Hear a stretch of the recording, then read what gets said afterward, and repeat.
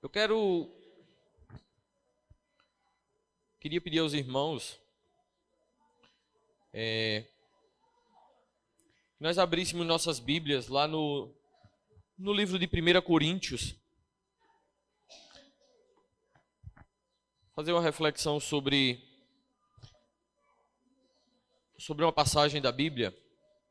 O texto bíblico, na verdade, pela história bíblica pela qual nós vamos nos debruçar nesta manhã, não está aqui em 1 Coríntios, mas aqui tem um princípio que eu gostaria de extrair dos irmãos antes de nós iniciarmos a história pela qual nós vamos estudar.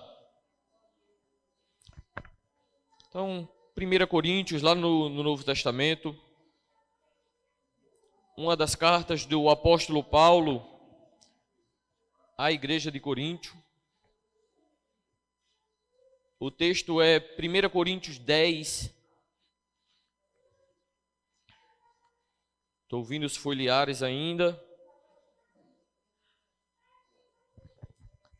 1 Coríntios 10, versículo 11. Amém? Antes de nós fazermos a leitura, gostaria de convidar todos que estão aqui para nós fazermos mais uma oração. O sermão está sendo gravado, não está sendo transmitido ao vivo, mas posteriormente vai ser postado no canal do YouTube. Então, se você estiver assistindo isso aqui futuramente, também você é nosso convidado a fazer a oração, a pegar a sua Bíblia. E, Senhor Deus maravilhoso Pai, gratos estamos porque mais uma semana, Senhor, se passou e nós estamos no dia de repouso, um dia de louvor, um dia de agradecimento, um dia de serviço à Tua obra, Senhor. Estamos aqui gratos porque temos a oportunidade de abrir a Tua palavra, Senhor. Nos ajuda a compreender tudo que for dito aqui, Senhor, e tudo que seja pronunciado pela minha boca, venha da Tua voz, Pai. Que a Tua palavra nos dê ensinamento, Senhor, que essas histórias que nós vamos estudar lá no passado possam trazer ensinamentos diários para a nossa vida, Senhor, para a nossa comunhão, nossa salvação e nosso crescimento espiritual e amadurecimento como cristãos, Pai amado. Obrigado por tudo, perdoa nossas falhas, abençoa todos aqueles que não estão também aqui conosco, Senhor. Aqueles que nos ouvem também pelo canal do YouTube, Pai querido. Obrigado por tudo, em nome de Jesus. Amém. Existem, basicamente, 3 formas de você aprender uma lição de vida. A primeira delas é quando você passa por uma experiência própria. E a partir daquela experiência você vai tirar algumas lições positivas e negativas para que não repita mais os erros.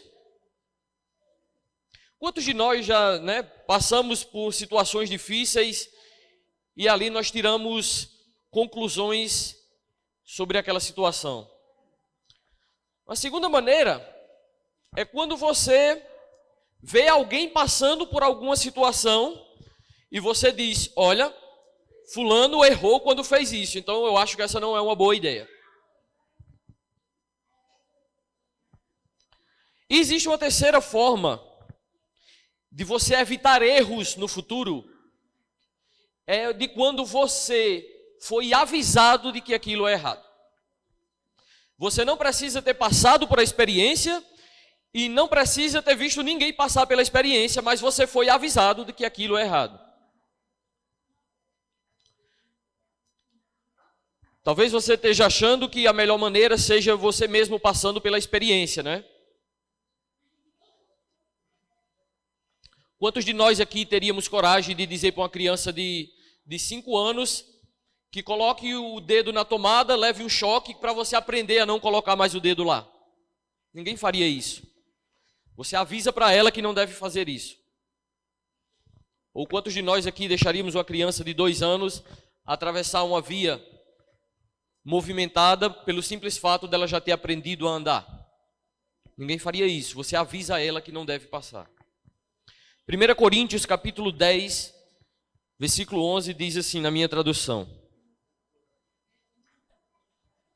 Essas coisas, Paulo vai falar de coisas que aconteceram lá no Egito, lá na saída do Egito, no povo na peregrinação ali. Se você olhar no topo do capítulo 10, tem exemplo da história de Israel. E ele vai falar essas coisas que aconteceram a eles, os hebreus, como exemplo e foram escritas como advertência para nós, sobre quem tem chegado o fim dos tempos. O que eu aprendo com Paulo aqui é de que aquelas coisas que os hebreus passaram no passado, elas servem de lição para nós hoje, em especial, como o texto bíblico diz, no fim dos tempos. Então eu gostaria de convidar os irmãos para irem lá no texto de Êxodo, capítulo 15, e a gente vai permanecer neste livro, acredito eu, até o fim da pregação. O livro de Êxodo é um livro marcante por aquelas histórias e milagres incríveis que são relatados por Moisés. Êxodo é o segundo livro da Bíblia. Você vai ter Êxodo capítulo 15. E a história que nós vamos nos debruçar nesta manhã. Êxodo capítulo 15, versículo 22.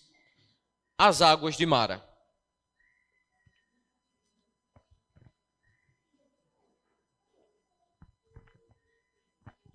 Quais lições nós poderíamos tirar dessa história?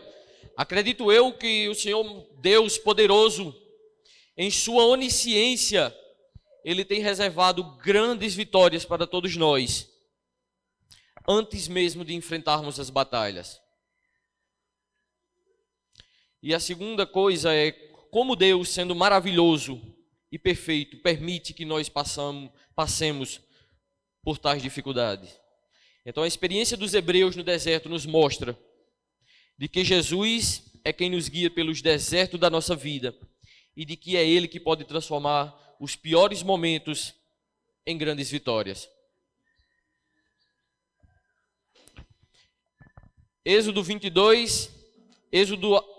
Capítulo 15, versículo 22, diz assim: Depois Moisés conduziu Israel desde o Mar Vermelho até o deserto de Sur.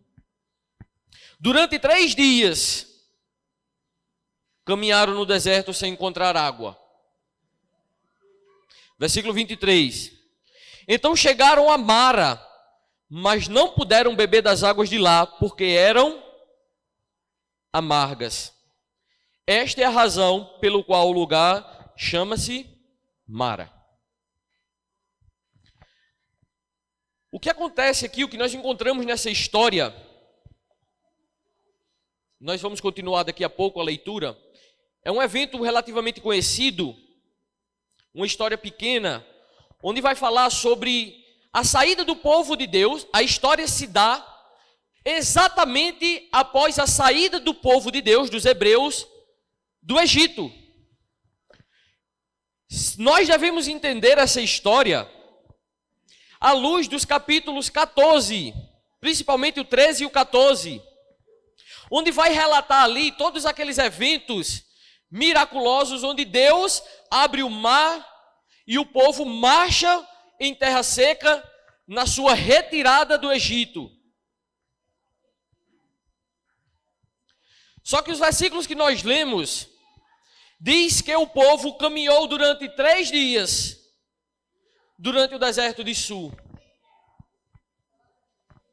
E eu não sei se você sabe, mas no deserto nós temos 2 necessidades básicas. A primeira delas é água. E a segunda é sombra, para que não haja desidratação. Mas a Bíblia vai dizer que depois deles caminharem 3 dias, e durante os 3 dias diz que eles não encontraram água. O que o texto deixa entender, subentender, é que quando diz assim, não encontraram água, é porque aparentemente já estavam procurando por água. E isso faz muito sentido. Primeiro porque estavam caminhando há 3 dias no deserto. Mas isso vai fazer mais sentido se você voltar um pouquinho na sua Bíblia aí, lá no capítulo 12, Volte aí uma página, no capítulo 12, no versículo 39.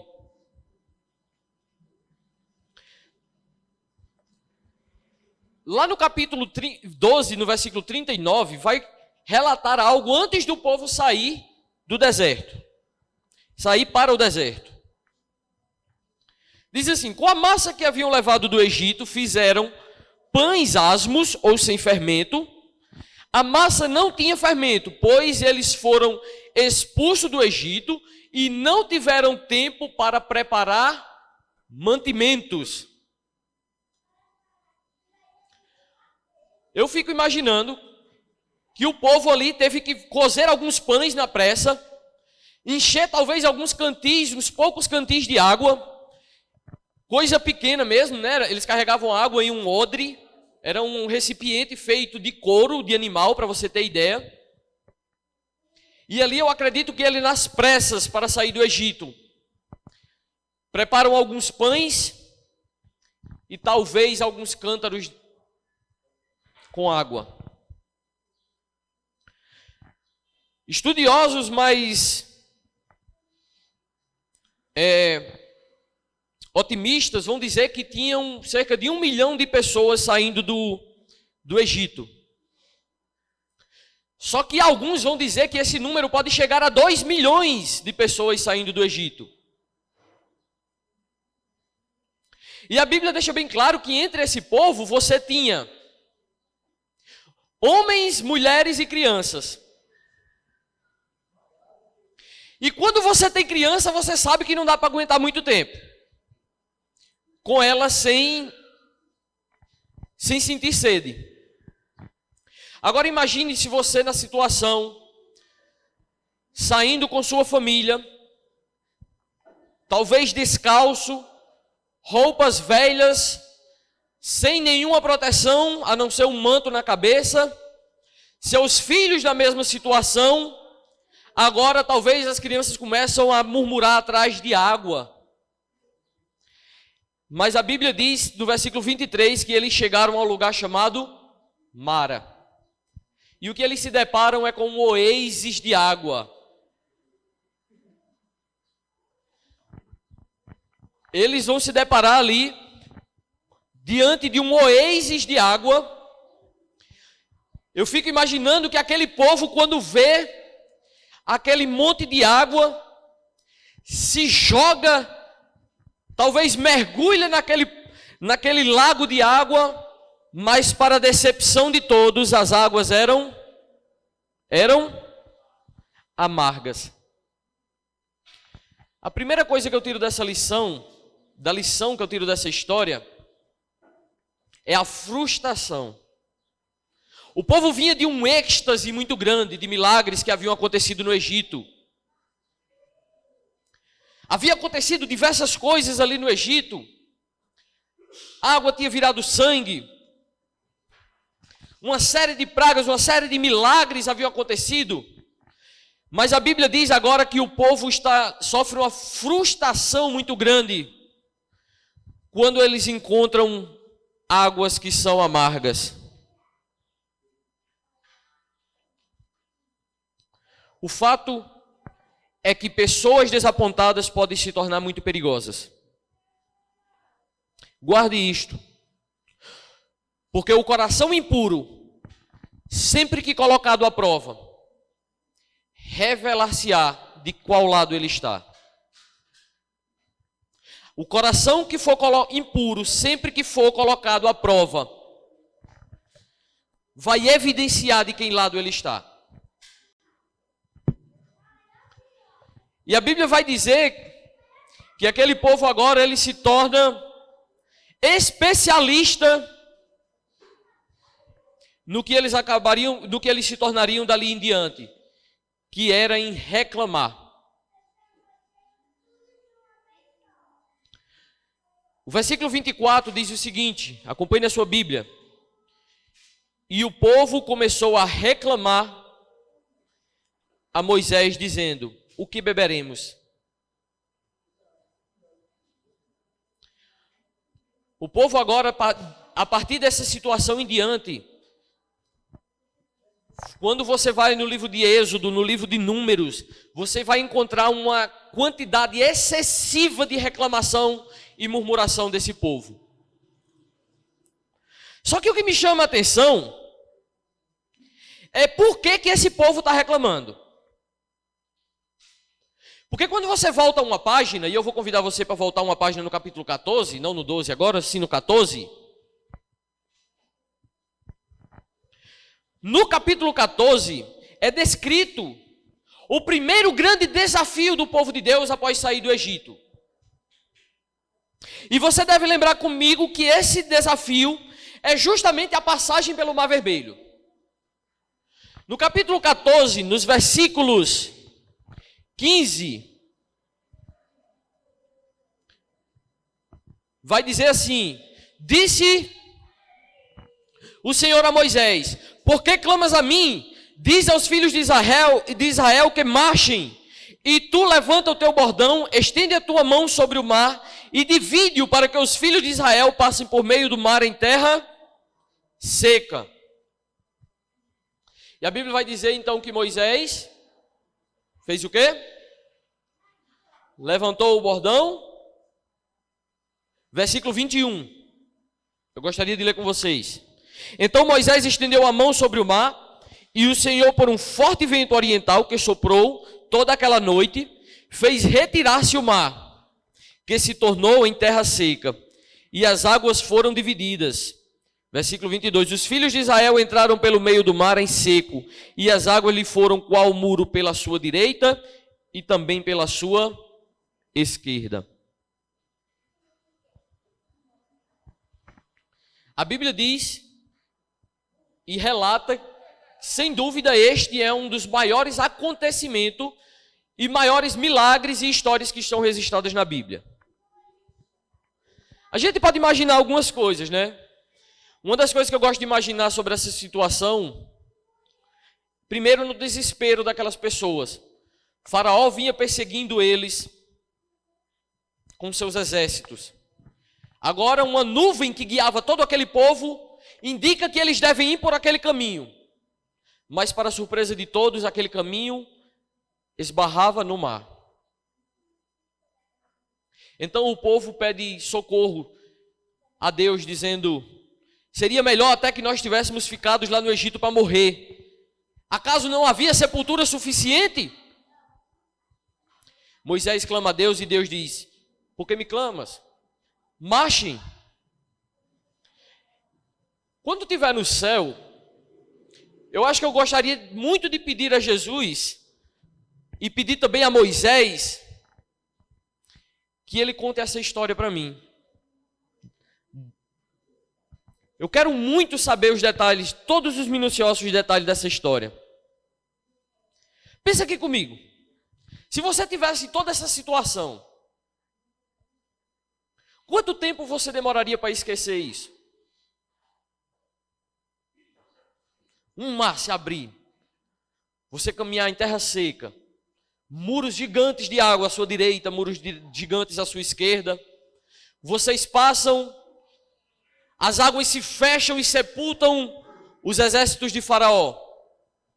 Quanto tempo você demoraria para esquecer um evento como esse? Você deve estar imaginando que nunca, né?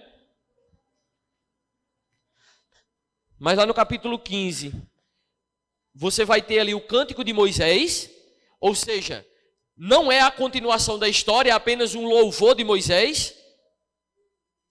E a história continua no versículo 22, que diz que eles caminharam por 3 dias no deserto. E após 3 dias do povo ter visto o mar se abrir diante dos seus olhos, o povo reclamou. 3 dias foi suficiente para que todo aquele povo esquecesse o milagre que Deus havia feito. 3 dias foram suficientes para que um coração impuro expressasse a sua amargura e ingratidão contra Deus.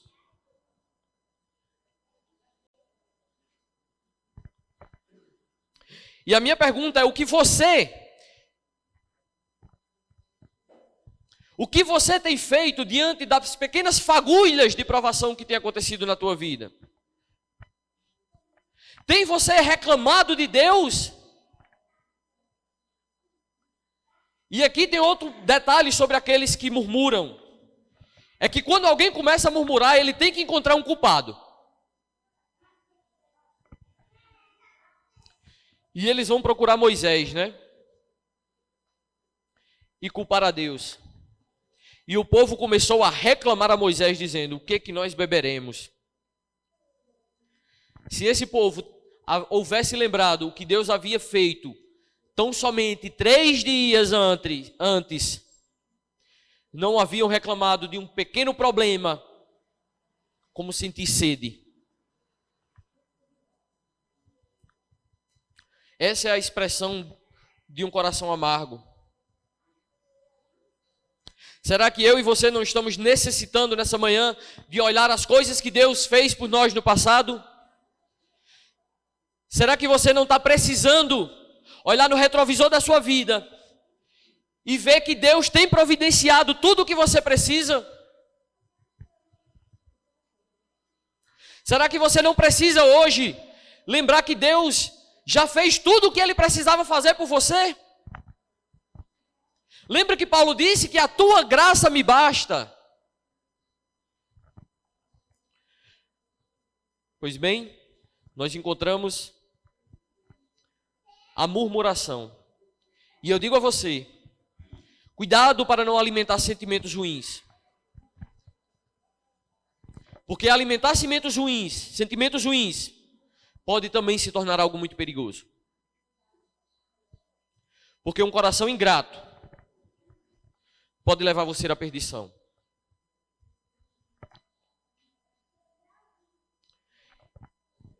E se Deus foi capaz de abrir um mar para um exército inteiro de 2 milhões de pessoas passar, será que Ele não seria capaz de providenciar água para esse povo?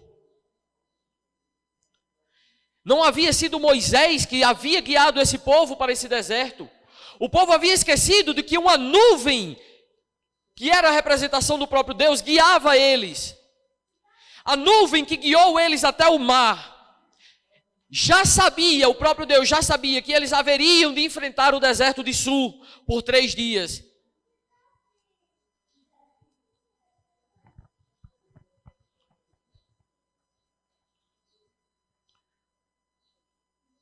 O povo vinha de uma alta expectativa, que era o milagre do mar. E nós temos uma tendência de quando as coisas andam muito bem para nós temos a tendência de querer e achar também de que as coisas devem continuar assim para sempre.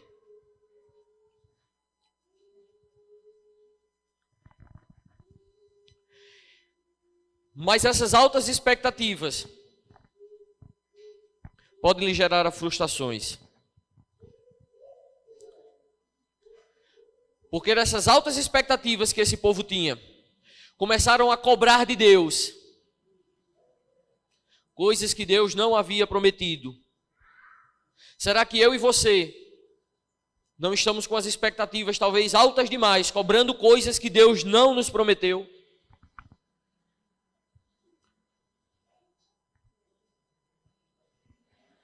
E eu não estou aqui dizendo que Deus não prometeu bênçãos a você. E nem de que Ele não vai fazer. Mas o fato é que o versículo 25 diz: Moisés clamou ao Senhor e este lhe indicou um arbusto. E ele lançou na água e esta água se tornou boa.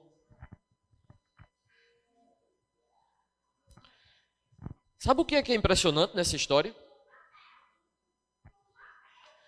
Que Deus não precisou mais do que um garrancho de mato, como a gente fala aqui, do que um pedaço de pau, para resolver o problema de 2 milhões de pessoas.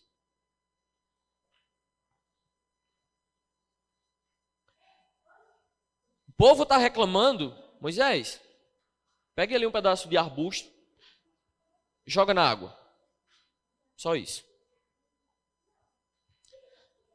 Será que a solução do seu problema não está diante dos seus olhos e você, com essa amargura no coração, não tem enxergado a solução dos seus problemas?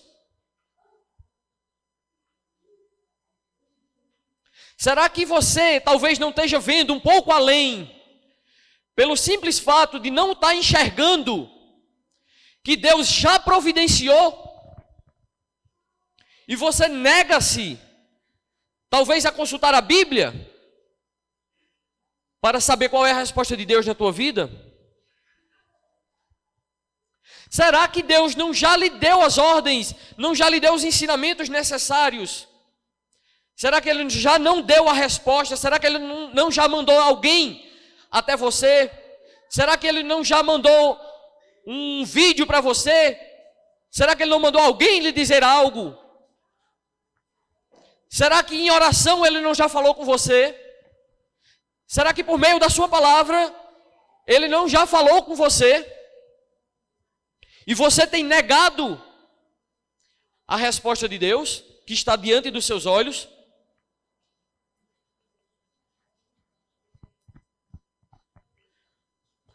Vai dizer que no versículo 26, dizendo-lhes: se vocês derem atenção ao Senhor, o seu Deus, e fizerem o que Ele aprova, se derem ouvido aos seus mandamentos e obedecerem todos os seus decretos, não trareis sobre vocês nenhuma das sentenças que trouxe sobre os egípcios, pois eu, Senhor, sou o Senhor Jeová que cura. Ele vai dar umas ordens. E eu acho impressionante como Deus resolve o problema. Eu já vou caminhar para o fim, irmão Caleb. Só que sensacional, fenomenal, é o que acontece no versículo 27. Porque assim, o jeito que Deus resolve o problema, para mim é muito incrível.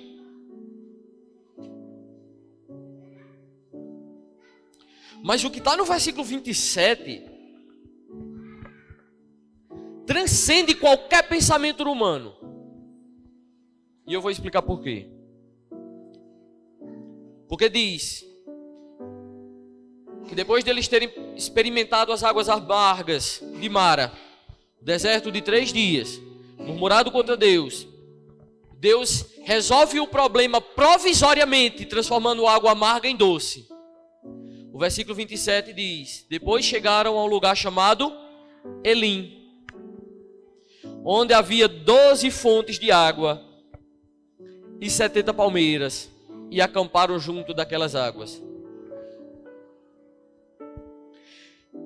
Sabe uma grande verdade? É que se em Mara você é provado, em Elim você é abençoado. Talvez você hoje esteja enfrentando um deserto como o de Sul e tenha esbarrado em Mara, onde todas as águas são amargas, onde tudo que você tem experimentado na sua vida parece ter perdido o doce, o sabor da vida, a alegria de viver, a felicidade em conversar com outras pessoas, em se deleitar nas coisas que Deus tem feito por você. Talvez a sua saúde esteja extremamente amarga, mas se em Mara você é provado, em Elim você é abençoado.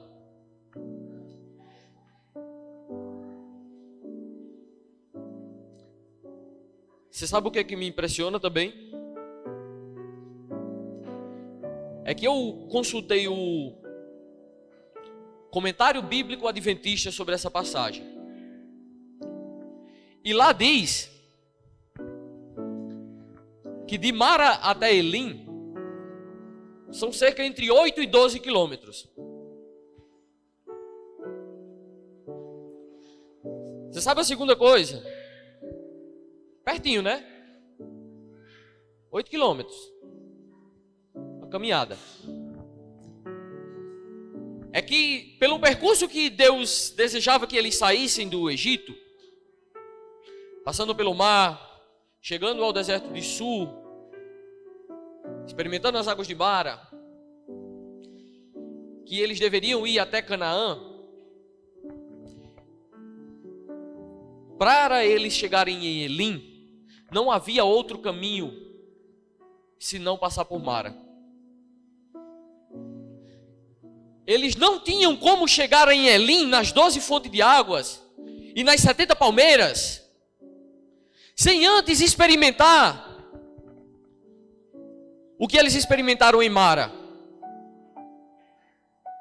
Você sabe o que isso nos ensina? É que se esse povo tivesse a ousadia de confiar um pouquinho mais em Deus, se eles tivessem tido a confiança de ter confiado só mais um pouquinho, 8 quilômetros, eles não precisavam ter murmurado contra Deus. Sabe por quê? Porque Deus havia providenciado água para esse povo e sombra fresca antes mesmo deles saírem do Egito. Porque eles não tinham como chegar em Elim sem passar por Mara. Aquelas fontes de água de Elim já estavam preparadas para o povo. O que eles passaram em Mara foi apenas uma provação dos seus corações. E eu quero dizer para você que se você está em Mara, aguente um pouquinho mais, porque você vai chegar em Elim. E brevemente você vai experimentar de água doce e sombra fresca.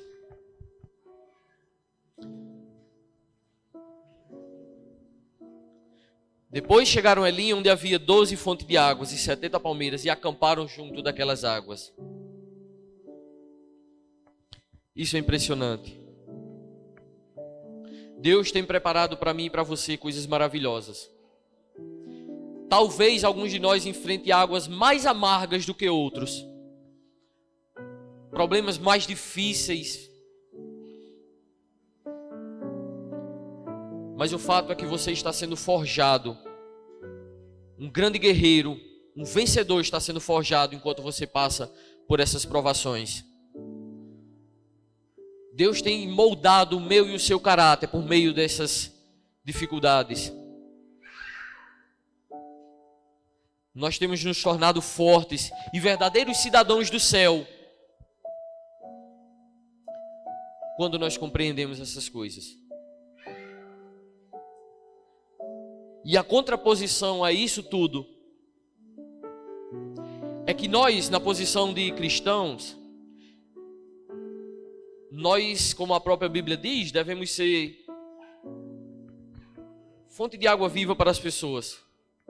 E as pessoas, elas enxergam um cristão com altas expectativas sobre você. As pessoas, quando olham para você, elas de alguma forma esperam que você saiba lidar com as situações melhor do que elas. Porque afinal de contas vocês conhecem a Deus.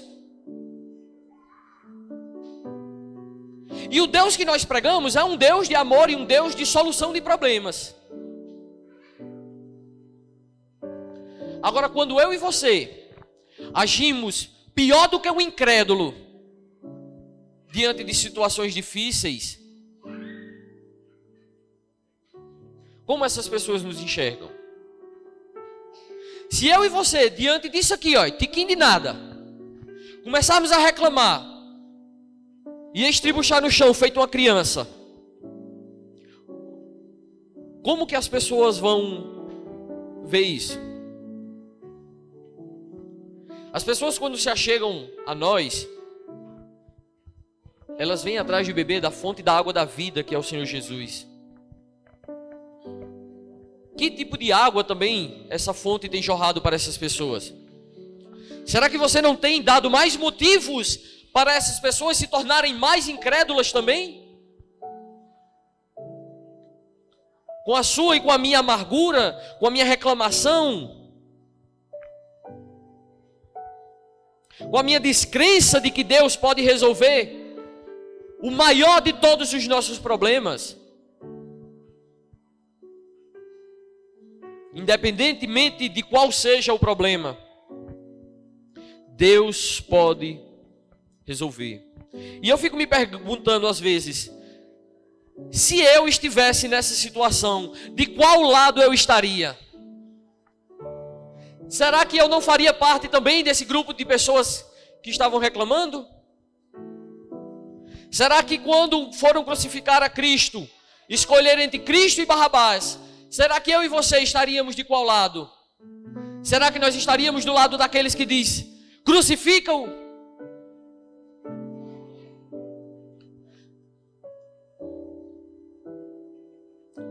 Será? São apenas perguntas.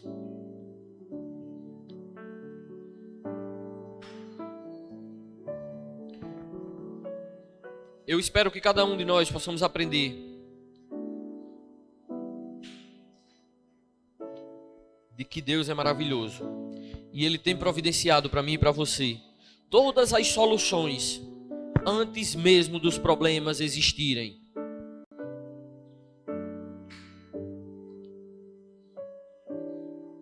Eu lembro que antes de eu ser convocado pelo concurso do Estado, eu passei diversas situações que só culminaram para mim ter certeza de que Deus é maravilhoso. A Aline trabalhava de contrato pelo município. E quem trabalha de contrato pelo município no final do ano fica sem receber. E eu não tinha nenhum emprego. Então eu havia conseguido uma bolsa pela UFESA nesse período.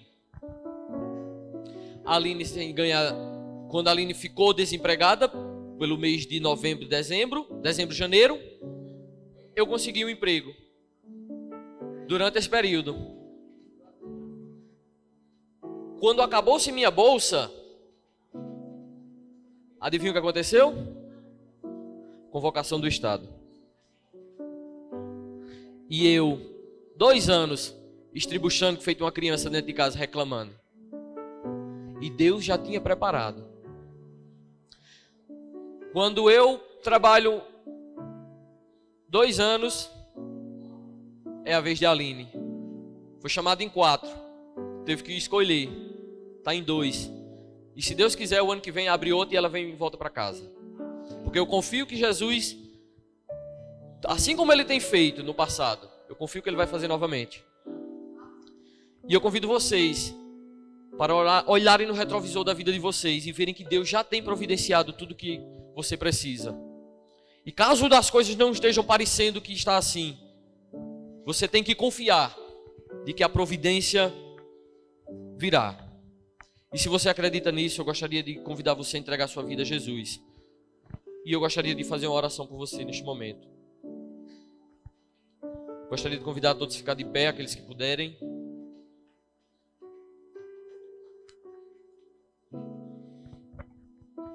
Maravilhoso Deus e Pai querido, obrigado, Senhor, porque nós estamos aqui, reunidos na Tua casa, Senhor, aprendendo com aquelas histórias lá do passado, Pai, de que o Senhor tem providenciado tudo que nós necessitamos antes mesmo de nós enfrentarmos as dificuldades que nós estamos enfrentando, Senhor.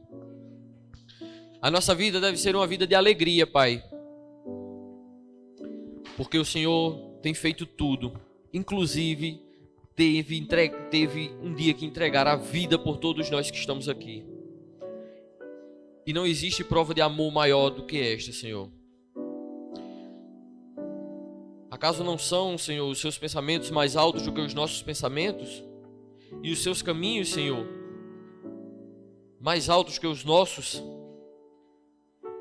A Tua palavra diz que o Senhor tem planos para nós, Senhor. Não planos de nos causar danos, como Jeremias diz, mas planos de fazer prosperar. E essa é a nossa fé está expressa, Senhor, aqui, nos agarrando a essas promessas, de que o Senhor tem deixado claro na nossa palavra, Senhor. Nos ajuda a ser exemplo para as pessoas, perdoando nossos pecados também, Senhor. É o que eu peço e agradeço por tudo, em nome de Jesus. Amém.